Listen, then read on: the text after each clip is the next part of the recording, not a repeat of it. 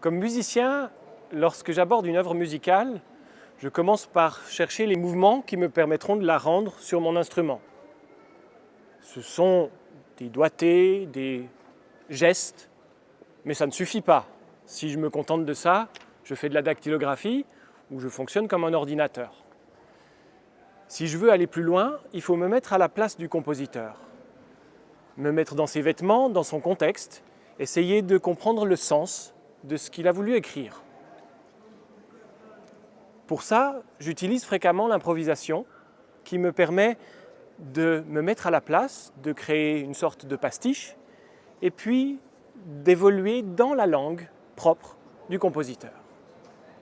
Au fil du temps, les musiciens ont développé une tradition sur l'interprétation. Cette tradition se transmet et finit par prendre plus de place parfois que l'œuvre elle-même. Alors, comme interprète, j'essaye de revenir au sens premier de l'œuvre, aux notes, à la raison pour laquelle le compositeur a mis les notes ensemble d'une certaine manière sur sa partition et à la créer, la recréer pour aujourd'hui. Pour moi, la Réformation, c'est quelque chose comme ça.